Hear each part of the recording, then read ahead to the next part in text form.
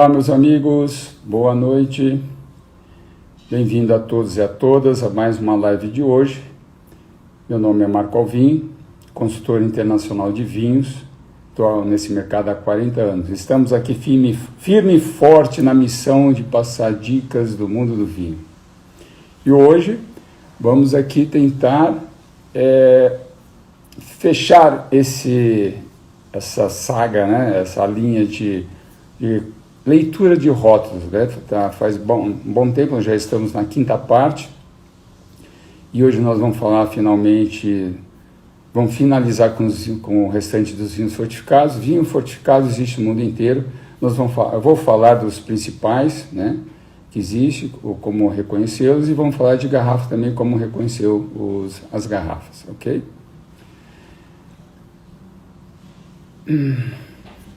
Então vamos lá. Então, hoje nós vamos falar aqui do vinho, o vinho do Porto nós falamos na semana passada, vamos falar hoje do Jerez, Marsala, vinho Madeira, Tocage, ou Tocai, e os vinhos do Alemanha, tá? Onde tem os vinhos também licorosos. Como eu tinha dito na semana passada, o que é vinho fortificado? É todo no processo de produção dos vinhos, que é a fermentação. O produtor pode interromper depois de 2, 3 dias, vai depender do nível de doçura que ele quer do vinho. Ele interrompe a fermentação adicionando a aguardente vínica.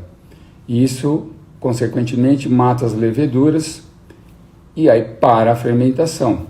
Leveduras, o que é? É aquele fungo chamado Saccharomyces, que ele se alimenta do açúcar e expele álcool.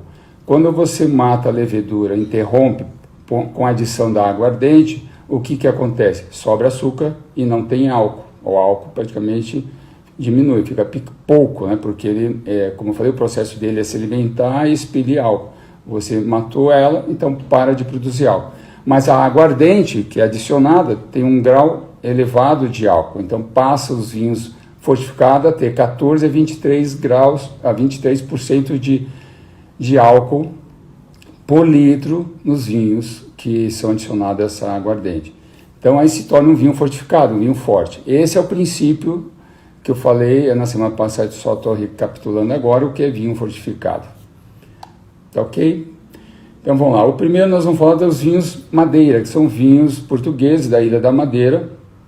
Eles são fortes, existe desde seco até doce. O doce em torno de 150 gramas por litro de açúcar, praticamente um vinho licoroso. As uvas usadas são 5, a Cercial,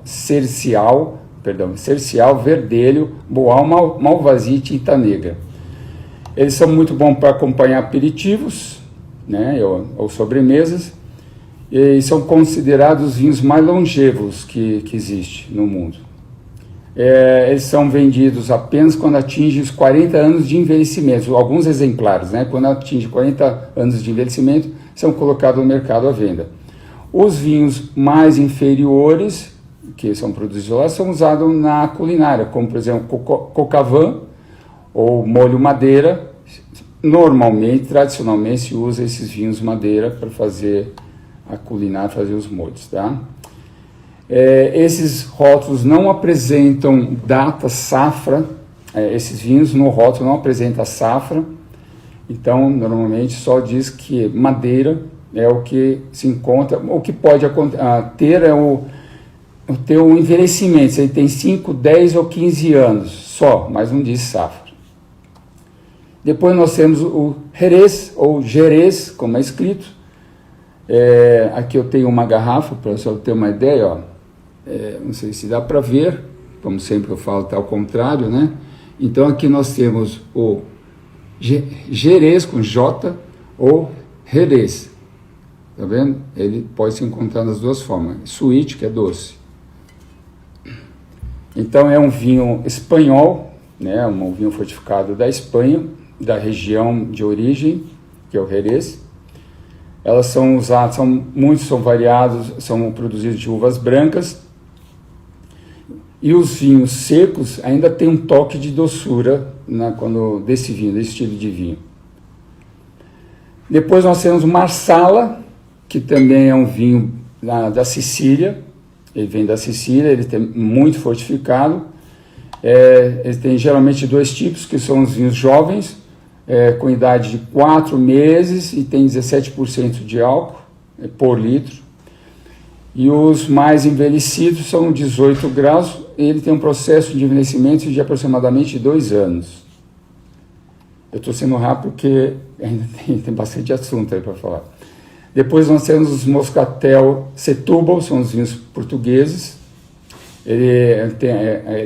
Normalmente se conhece como o mais tradicional, o mais conhecido, é Moscatel de Alexandria, ou Moscatel de Setúbal. Aqui eu tenho um exemplo.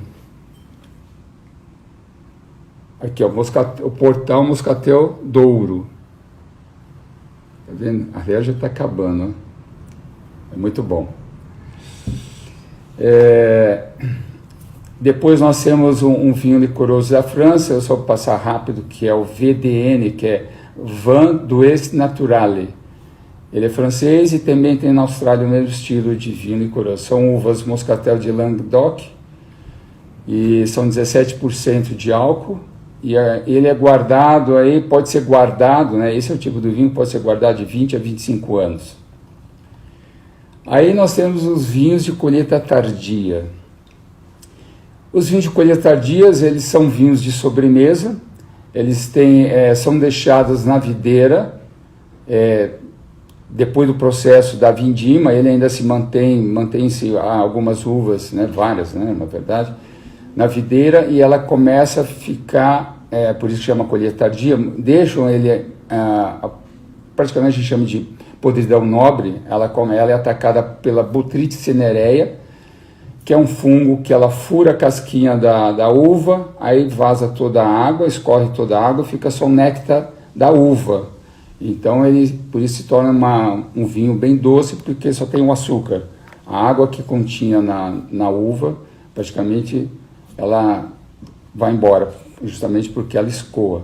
E normalmente essa Botrytis cinerea, ela acontece em lugares úmidos, onde tem névoa ou tem garoas, e a uva está ainda no cacho, ela começa a apodrecer, né? Ela vira parece uma uva passa, mas quando a Botrytis cinerea ataca, ela começa a diminuir a água da uva e torna-se um vinho bem doce, como eu falei, e aí se colhe, por isso que é uma colheita tardia. Quer ver?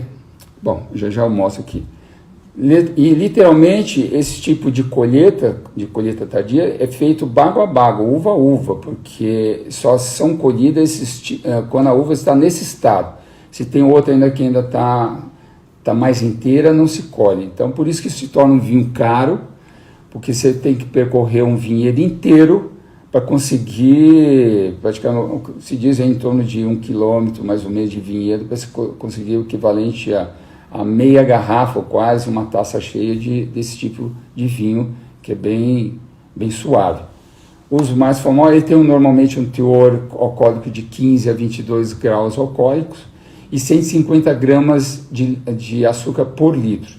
Os mais famosos são os vinhos de Sauternes, né? São os vinhos caros, que eles se produz pouco, se dá justamente porque as uvas que sobram na videira não são muitas, se deixa uma quantidade menor que vai apodrecer, como eu falei, é um apodrecimento nobre, e então se dá muito vinho, a produção é mais trabalhosa, tem que se colher ela até um certo tempo, e aí se torna um vinho caro. Essa daqui, por exemplo, o famoso Sauternes, esse aqui é 93, olha o tamanho dela, é uma garrafinha pequena, é um vinho de em torno de R$2.000, R$2.500, esse tamanho de garrafa. Mas é muito famoso. E tem o Chateau de Caen, que é o vinho mais caro de Sauternes, é famoso, é um Grand Cru de Sauternes, e você pode encontrar garrafas de 5.000, 4.000, dependendo da safra. O vinho mais caro que se foi vendido de Sauternes foi leiloado e se pagaram 120 mil dólares por uma garrafinha de 500 ml. Isso era a safra de 1811. Ok? Então esse rótulo vem safrado. Esse é um vinho de Sauternes, não é o Chateau de Quem, mas ele tem a safra aqui, ó, você pode ver, está aqui embaixo. São vinhos famosos da região de Sauternes. Depois nós temos o famoso Tokaj, ou Tokai. Os dois nomes esse usam para... Esse eu não tenho um exemplo, tá? Que eu tinha, tomei. Agora não tenho mais. Nem a garrafa eu guardei. Mas ele também o Tokaj, quando você usa que também são uvas podres, mas são nobres, e são atacadas por Botrytis cinerea, mesmo estilo que eu acabei de falar. O Tokaj, a palavra tem que estar acompanhada com azul, A-S-Z-U. Esse é o nome que se encontra no rótulo, Tokaj azul, que significa que são uvas botritizadas, né, atacadas por Botrytis cinerea. Elas têm as uvas que são usadas para fazer Tokaj, ela tem uma casca mais firme, mais grossa do que as das uvas de Sauternes. Então, normalmente, é por isso que elas são mais... pode ter variedades de doçura. Nós temos aí a classificação do Tokaj, são os putônios, são de 3 a 6, o 2 e 4 não existe mais, não foi tirado, então se consegue encontrar de 3 a 6 putônios. Esse é uma medida de doçura da uva, do vinho, do nível de açúcar que tem no vinho. Então tem de 3 a 6, depois o azul Excelência e o Tokaj Excelência. Então nós temos aí 3, 4, 5, 6, são os putônios, depois o azul Excelência, 5 e 6 com Tokaj Excelência. Essa tabelinha de grau, de quantidade de açúcar de grama por litro, eu vou deixar no meu Insta logo após a nossa live. Lá tem a quantidade de açúcar que tem por garrafa, por litro, tá? Eu vou dar uma comentada rápida aqui, que ela começa em 3 putônios de 60 a 90 gramas de açúcar por litro, depois a 4 até 120, depois vocês vão dar uma olhada, a gente não vai ficar concentrado nisso aí. Aí vai 150 gramas, o 6 putônios tem 180, o azul essência 450 gramas, até 450, e o essência até 850 gramas, é bem licoroso um vinho desse aí. Então o 3 e o 4, putônios, 3 e 4 não existe mais. Que mais a gente podia falar sobre ele? Bom, eles amadurecem em torno de 3 anos em barrica de carvalho. Eles são muito doces. E é isso aí. Então eu vou colocar essa classificação da tabela de quantidade de açúcar por grama por litro no meu Insta logo após a nossa live, tá? Aí depois vem os vinhos alemães. Sabemos que o vinho, numa palavra alemã, você pode encontrar praticamente uma frase inteira dentro de uma palavra. Então, por exemplo, Trockenbeerenauslese. Trocken significa seco. Beerenau quer dizer uvas. Beerenauslese. Lause, escreve Beerenaulese. Se fala Beerenaulese, mas é Beerenaulase. E Lause é seleção. Então seria seleção de uva seca, mas não significa que o vinho é seco, é da uva seca, mas não que o vinho seja seco. Eu vou falar sobre isso já. Nós vamos chegar lá. Então, os vinhos os vinhos alemães começam com Tafelwein, que é um vinho de mesa, vinho bem simples, e depois os vinhos classificados que chamam Qualitätswein mit Prädikat, ou seja, com predicados. E esses predicados são 5. Ou pode vir também como escrito QBA. Então, mit Prädikat ou QBA, que é um nome gigantesco, nem vou arriscar falar aqui em alemão, porque é até difícil pronunciar. É Qualitätswein, Betmiete, Balkenbiet, alguma coisa assim. Então, são 13 regiões vinícolas autorizadas, né, para produzir esse tipo de vinho, que começa com Cabernet, que é um vinho seco, normal. Então, ele tem normalmente de 9 a 12 graus, 9 a 12% de álcool por litro. Ele tem 9 gramas de açúcar, mais ou menos. Depois tem um Spätlese. Então, o Cabernet, ele é colhido dentro da sua vindima, da sua época normal de colheita. Aí se produz o Cabernet, que é um vinho seco, só com 9 gramas de açúcar por litro. Depois nós temos o Spätlese, que é um vinho que ele passou da colheita, um pouquinho mais tarde. Seria colheita tardia, Spätlese. Ele já está com botritizada, né, atacada pelas botrites cinerea. Ele tem uma média de 150 a 200 gramas de açúcar por litro. Depois nós temos o Auslese, que são uvas selecionadas, também botritizadas, e que tem menos água na uva, já está mais ou menos ali seus 60%, 70% de maturação depois da colheita. Já dá um vinho mais doce. Depois nós temos o Beerenauslese, que é um vinho já com pacificada. Ela já está praticamente com aparência de uva passa. Já dá um vinho mais doce ainda e a colheita é mais tardia. Eles vão deixando no pé e vão colhendo esse tipo de uva e vão tendo grau de açúcar em cada tipo de vinho. E por último, o Trockenbeerenauslese, que é aquele que eu falei no começo, que é um vinho extremamente licoroso e difícil de encontrar, porque a uva já está praticamente só o açúcar, que na videira é uma uva totalmente passa, pouco dura, porque não tem mais açúcar, não tem mais água, só açúcar, então só o néctar da fruta que está ali na videira. Extremamente doce, difícil de fazer, a produção é bem pequena, não dá muitas uvas para que chega a esse ponto. E aí o auge do produtor, onde ele ganha muito dinheiro, que é muito raro, é o vinho Eiswein, que é o vinho do gelo. A produção colheita dessa uva tem que ser numa noite, normalmente se colhe de madrugada, porque a temperatura é mais estável, é abaixo de 8 a 12 graus negativo, teria que ter tido uma nevada, né? A uva está totalmente congelada, porque o que ainda resta de água na uva está congelado. O produtor colhe essas uvas imediatamente, já leva para a produção, já dá uma pequena amassada na uva. Esse gelo que estava na uva já vai embora, ela derrete e vai embora, não fica na produção. E aí se produz o Eiswein.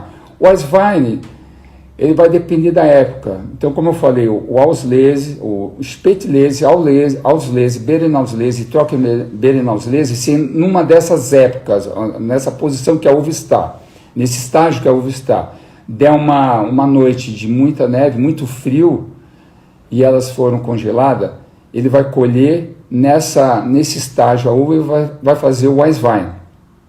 Se tiver numa posição, num estágio de Trockenbeerenauslese e tiver essa noite fria de neve, ele vai, o sorriso dele vai de orelha a orelha, porque ele tem o vinho, o ápice do vinho, o supra-suma do vinho licoroso, que é um Trockenbeerenauslese e um Eiswein, que é a colheita noturna é o que chama-se vinho do gelo. É esse estilo que é produzido tanto na Alemanha, como na Áustria, Suíça e Canadá. São esses países que se consegue ter o Eiswein, o vinho do gelo.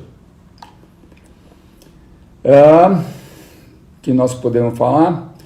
O açúcar é o super concentrado que encontra nesse vinho, é difícil encontrar esse tipo de vinho.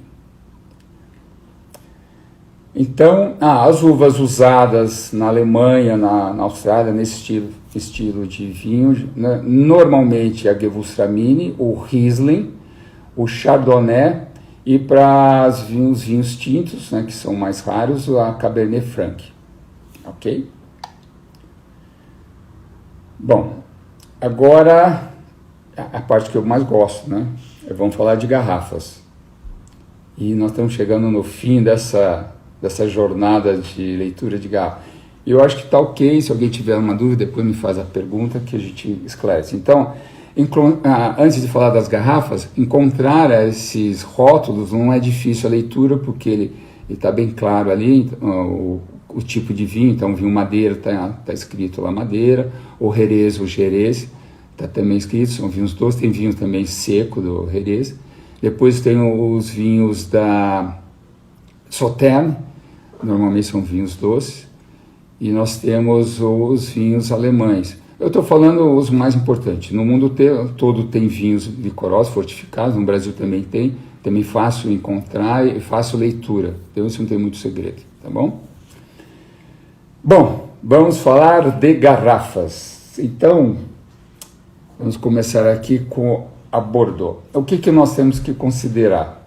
Gargalo, depois nós temos aqui o pescoço, o ombro, o bojo e a base. Okay? Gargalo, pescoço, ombro, bojo, que é isso aqui, e base. Esse é um tipo de garrafa que se chama bordolesa, que ela é estilo Bordeaux, onde se iniciou aí um garrafamento, né? Bordeaux fazia esse tipo, e tem uma outra que eu vou falar já. Ela tem esse estilo, ele tem um pescoço curto, um ombro e um bojo mais alongado.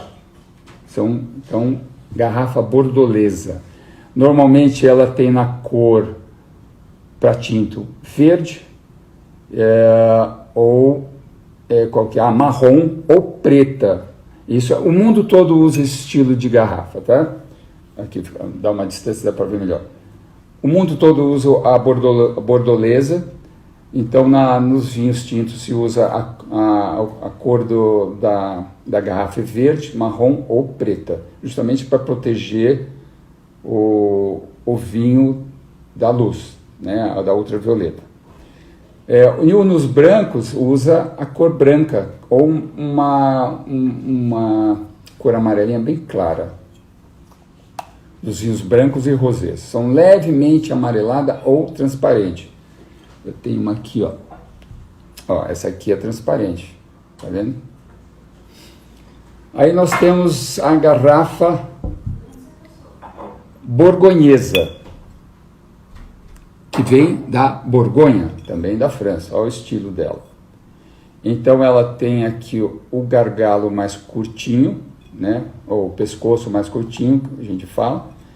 Ela tem aqui o bojo mais alongado. Esse também no mundo todo se usa esse estilo de garrafa. É menos comum que a bordolesa. A borgonhesa é usada, mas não com tanta frequência como a outra. Tá? Então, para os vinhos tintos também se usa a cor preta, marrom ou um verde escuro. E para os brancos ou rosé, esse é um amarelo um pouquinho mais escuro, mas normalmente é um amarelo bem clarinho ou transparente, como eu mostrei a outra lá, ok? Aí nós temos a champanhe. Apesar que eu tenho uma garrafa não igual de champanhe, mas essa é uma de champanhe. Normalmente, essa não é comum, tá? A de champanhe normalmente é meio parecida com essa, só que ela é mais larga, né? Ela tem um pescoço mais alongado e o ombro mais inclinado aqui. E a garrafa é extremamente grossa, porque a pressão atmosférica da espumante ou da champanhe são 5 atm. A pressão é muito grossa, então ela tem que ser grossa para aguentar a pressão. Então, mas ela tem mais ou menos esse estilo aqui. Eu até tenho aqui, mas eu não quero levantar para pegar na adega. Mas todo mundo já viu uma garrafa de champanhe, ok? Essa aqui ela é fora de padrão, é de um produtor. Você vê como que ela tem aqui o bojo bem alto e um pescocinho bem pequeno. Mas é um estilo próprio do produtor. Depois tem a Renaná, que eles chamam, que é o vinho que vem do Reno, da Alemanha, são os Gewürztraminer, são garrafas bem compridas, ela é assim, ó, ela não tem ombro, então ela começa desse jeito, com essa inclinação, vai até praticamente a base. São vinhos usados com a uva Gewürztraminer ou Riesling. Quando você bate o olho, você já sabe que é um vinho alemão. O tipo Liebfraumilch era um vinho que eles tinham esse tipo de garrafa também. E ele é a garrafa, as alemãs, elas usam as garrafas pretas, mesmo para os brancos, pretas, marrons e verdes escuras. Algumas outras azuis, né? A gente tinha lá o Liebfraumilch, que é vinho antigo lá que a gente vendia. A gente, porque foi a minha escola, né? Lá em 81. A garrafa era azul, o famoso garrafa azul Liebfraumilch. E aí nós temos o vinho do Porto, né? Ele é uma garrafa diferenciada. Você vê que ele tem aqui um pescoço curtinho, um ombro mais avantajado e tem o seu bojo alto. Existem outros vinhos, garrafas do Porto, que são um pouquinho mais baixas e um bojo mais largo. Mas você vê, é legal, eu gosto de ver garrafas, eu sou apaixonado por garrafas, eu tenho aqui uma coleção enorme, eu vou mostrar para vocês. Então esse é o estilo do vinho do Porto, do Jerez. Aqui ó, tem um Jerez que eu mostrei agora há pouco. Você vê como são estilos próprios. Quando você vê na prateleira esse tipo de garrafa, você já sabe que é um Jerez. Ou esse daqui, que é um vinho do Porto. Ou como eu mostrei na live anterior, outros tipos de vinho do Porto que também são um pouquinho mais alta, mas sempre o pescoço baixo. Aí, os tamanhos de garrafas. Isso é legal. Essa é a famosa garrafinha de uma golada, né? Ela é bem pequenininha. Esse não tem muita relevância. Se encontra no mercado, mas dá uma dosinha. Ela é bem pequenininha aqui, ó, você vê. Olha o tamanho disso daí. Deixa eu até afastar um pouquinho aqui para vocês verem a coleção aqui de garrafas. Aí. Então nós temos esse estilo, que é a menor de todas. Depois nós temos a de 187 ml, que é essa daqui, né? Ela é metade da 375, que é essa que todo mundo já conhece. Já viu uma 375? Muitas vezes você vai num restaurante e quer tomar uma garrafa inteira, você fala, eu quero, tem de meia garrafa? Essa aqui, que é a metade da 750 ml, exatamente metade.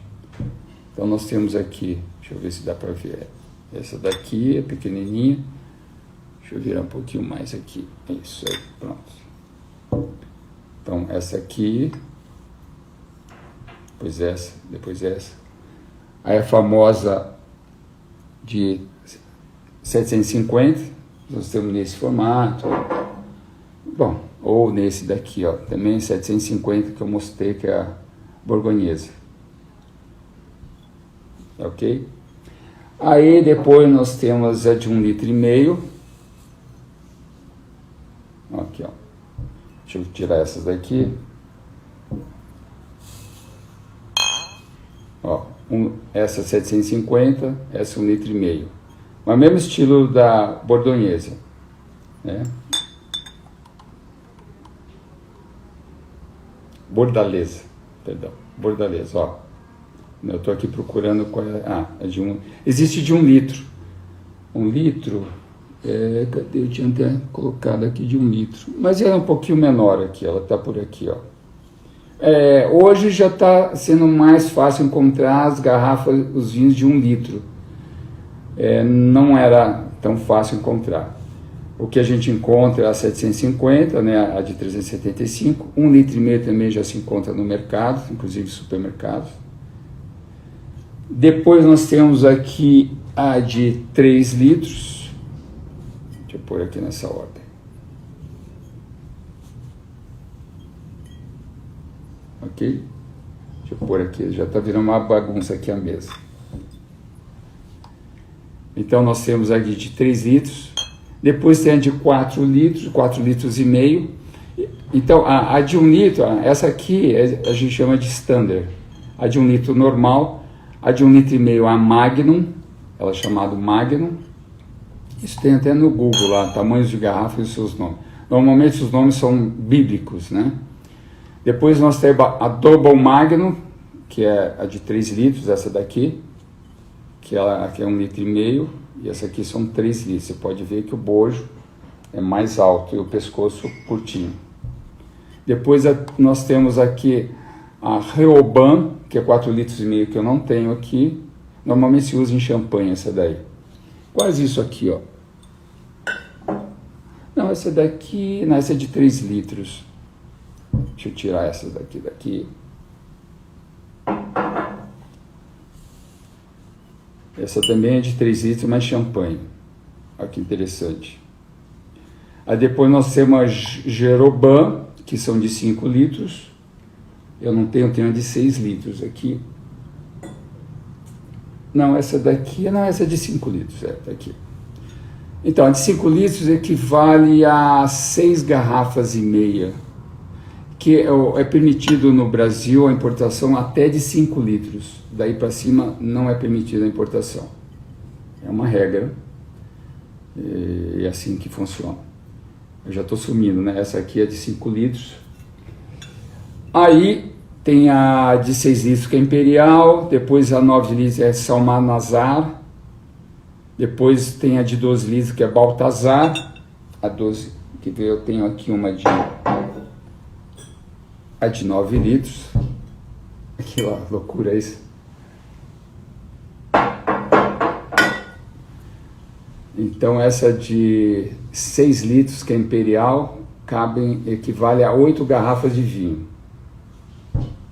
Ok? Aí tem a de 12 litros que é a Baltazar. Depois a de 15 litros que é Nabucodonosor. Opa, quase que eu derrubo. A de 15 litros que é Nabucodonosor, que equivale a 20 litros, que é um gigante. Isso é enorme, cara. Olha o tamanho dessa garrafa aqui, ó. Você imagina ela cheia, pesada, você tem que servir desse jeito aqui, ó. Aí começa a ficar complicado. Aí você tem a de 18 litros, que é a Melchior, a de 26, e a maior é a de 30 litros, que equivale a 40 garrafas. 40 garrafas de 30 litros. Você imagina 40 garrafas em litros, né? Numa garrafa desse tamanho. Imagina o peso e como é desconfortável servir. Existem umas maquininhas aí que eles inventaram, que você põe a garrafa deitada, vai girando e vai servindo. Mas ela é só bonita, mas não é funcional. Então, qual é a ideia? É interessante essas garrafas grandes, porque quanto mais vinho dentro de uma garrafa, o envelhecimento ela é lento, mas ela é constante para todos esses vinhos que estão na mesma garrafa. Porque pode acontecer dentro de uma caixa de vinho, você comprar uma caixa com 12 garrafas, que não é raro, já aconteceu comigo algumas vezes, de encontrar das 12 uma garrafa estragada. É igual comprar ovo, né? Você pode encontrar dentro de uma caixinha de 12 ovos, encontrar um ovo estragado. No vinho pode acontecer. Obviamente que o importador troca para você isso daí, mas pode acontecer. No caso de uma garrafa dessa, quando o produtor enche a garrafa, então é o mesmo vinho que vai envelhecer ao mesmo tempo. Obviamente, vai se envelhecer aquele vinho estragar, é muito vinho que vai estragar, mas praticamente não conheço nenhuma situação dessa, de uma garrafa desse tamanho, não está bom. O risco é a rolha Beauchardonnay. Se tiver Beauchardonnay, meu amigo, é muito vinho que vai para o ralo. Tá?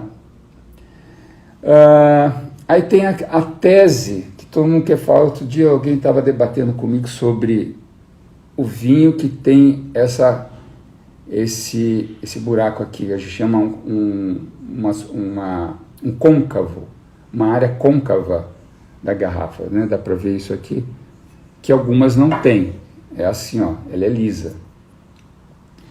Aí começaram a inventar moda, por que ela é assim? E essa garrafa aqui é pesada, hein? Essa é 750. Não, essa é de 1,5 litro. Essa aqui é 700. Mas você vê que ela é côncava aqui, ó. Então, quais são as teses? Uma outra tem relevância, mas outras são folclore. Dizem que quando ela cai, com esse esquema de côncava na base, ela resiste ao impacto. Pode ser, eu já tive um acidente, caiu, ela não quebrou, mas ela caiu assim. Se ela cair desse jeito, provavelmente vai romper. Ela tem o mesmo princípio das cúpulas das igrejas, que ela é côncava, né? Porque é uma física. Quando você, igual o ovo também, a parte mais dura do ovo, você não consegue quebrar o ovo desse jeito, né? Só se você virar. Porque ela tem, na física, você tem a geometria dela ser côncava, ela tem uma resistência maior. Então, provavelmente, quando cair, ela vai resistir à queda. Né? Essa é uma tese.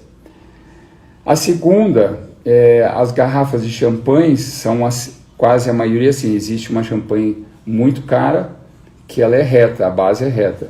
Mas a maioria sim, porque tem a remoagem, quando são os vinhos que eu expliquei lá, os vinhos o esquema de fermentação, aquelas que são fermentadas na garrafa.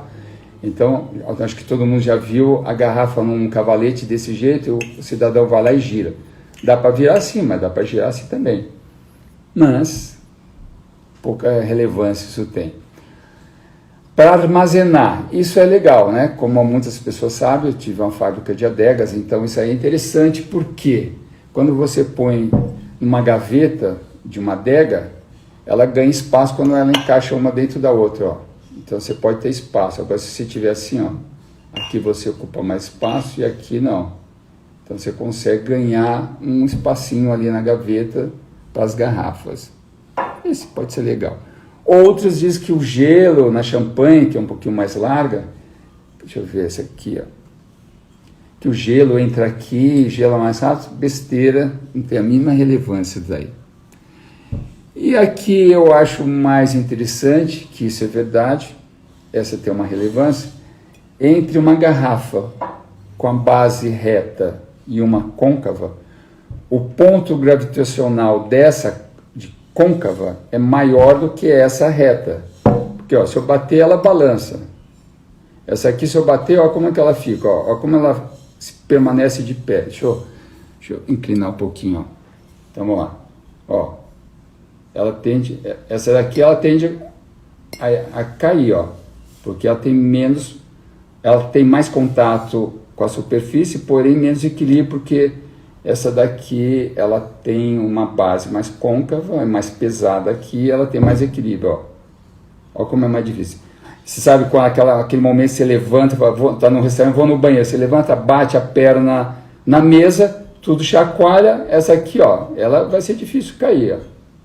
Ó que legal, essa aqui ela já vai para a mesa. Adeus, vinho que estava na garrafa. E a outra que tem bastante relevância, que a borra, claro que você guarda o vinho assim, mas quando você põe de pé, a borra vai para essa área pequenininha que tem aqui. Então, quando você está servindo o vinho, tende a borra ficar presa aqui embaixo. Claro, a grande parte vai ficar aqui, algumas se mistura no líquido e vai para a taça. Mas isso aqui realmente tem uma relevância.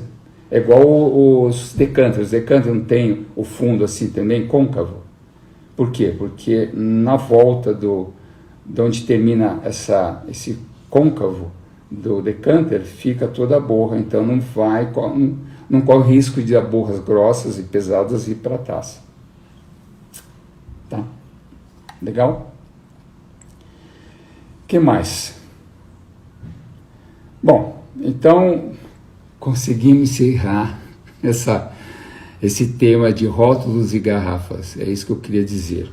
Obviamente, quem tiver alguma dúvida, tiver curiosidade, manda para mim no inbox, que eu terei o maior prazer de responder alguma coisa que eu deixei de falar aqui, alguma dúvida que houver. Sempre leia o contrarótulo da garrafa, porque esse é a certidão de nascimento do vinho, e aqui teoricamente deve constar todos os dados do vinho.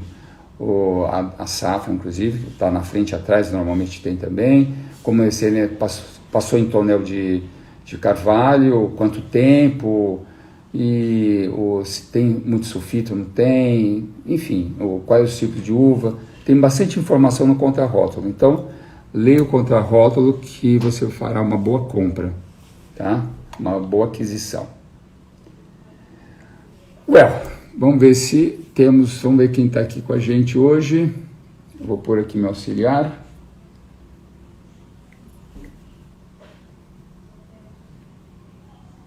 O Romão está com a gente, legal. O Thiago.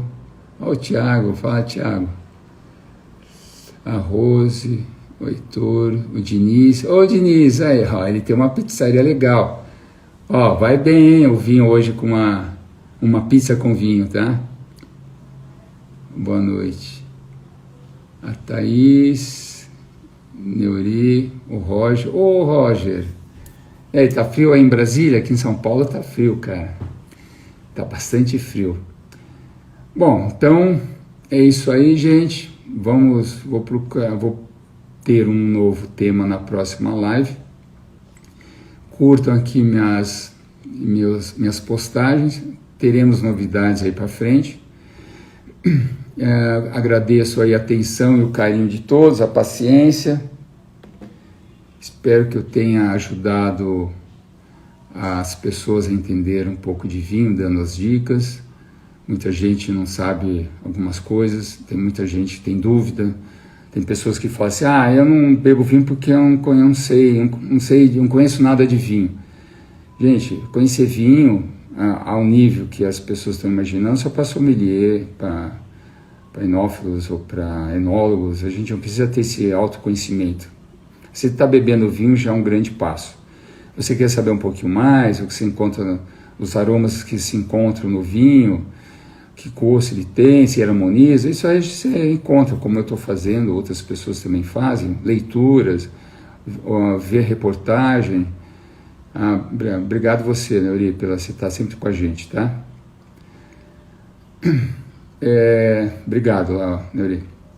Então, essas dicas a gente vai dando, vai orientando vocês. E vocês, o que é mais importante é a experiência, é guardar as sensações, as experiências que vão acontecendo quando você harmoniza, quando você bebe um vinho, o que você achou daquele vinho, começar a selecionar o seu gosto, esse vinho eu não gostei, esse vinho eu gostei, qual que é a uva, por que esse vinho está tão bom, ele tem madeira, acho que eu gosto mais de madeira, eu não gosto de madeira, eu gosto de uva mais forte, eu não gosto de uva mais forte.